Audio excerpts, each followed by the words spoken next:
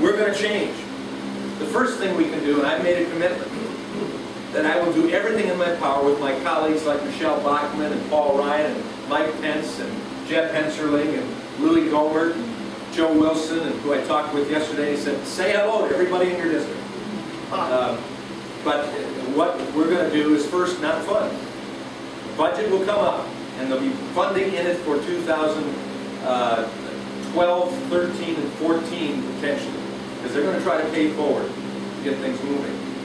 And we're going to say no to funding the health care bill. That's the first step in repealing it. And then in 2012, we repeal and replace it. But in the meantime, during 2011, 2012, we start talking about alternatives. I take my bill, and I say, let's make a single bill out of, let's say, the Association of Health Plans. Let's offer that. That's 5 pages. My whole bill was less than 150, compared to over almost 3,000. But I wasn't mandating. I wasn't taxing. So you take that one component, you put it up. We have the Speaker of the House, John Boehner, as a Republican. It gets talked of in committee. It isn't buried. So we begin talking about the good things that have happened by having small businesses combine an economy of scale with other contractors, for instance, and they buy health insurance for their employees at a reduced cost. Like the Big Three were able to do that. So we talk about it. Mark Levin, Sean Hannity, Beck, Limbaugh, and others talk about it. The liberal ones, Alan Combs, gangs up and tries to say this is terrible. So what? We're talking about it. The American public start to talk about it.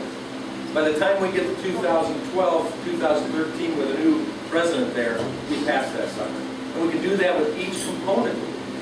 And we saw how knowledgeable the American people became about the health care bill, many of them who read the whole bill, as opposed to those who were voting, like Mark Schauer, on it without reading it.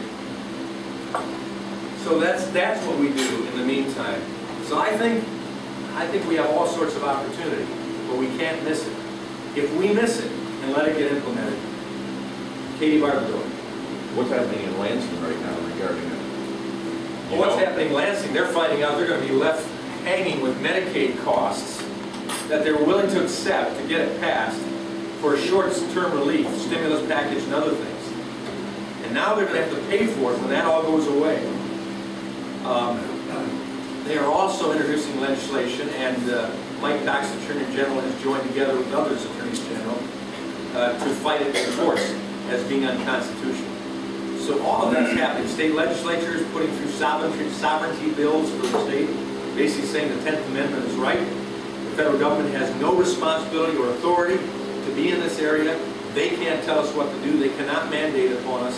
And we're going to take it to the courts to do that. We're going to have laws in our state as well as constitutional issues to fight that. So, yes, sir. How will it affect the taxes that are hidden in the bill itself? Well, huge taxes on businesses, and of course they're going to decide. Well, I'm going to take the penalty, which is a tax. I'm going to take that because it costs less than the. Because it's, generally speaking, I just talked with a guy who runs one of the largest lighting firms in the United States, Curlin Lighting, out of Detroit, old family-run company, but it's a small business. They have 75 employees, but they do high-end lighting for business establishments, restaurants, things like that. He says, there is no way that I can continue providing for my employees the health care coverage that we're doing right now. Because it doesn't meet the standards, even though my employees are very happy with it, it doesn't meet the high standards that this bill is forcing us to undertake. And so I'm going to have to take the penalty. And it'll be cheaper for me to do that, but I'll have to look at my employees in the eye and say, I'm putting you between a rock and a hard place. You're going to take what the government will mandate on you right now. And ultimately, that will not be sustainable. And ultimately, you'll be rationed in your health care. And you won't have choices that you have now for the care you receive. So those taxes are going up. When you talk about individuals, let's even expand it.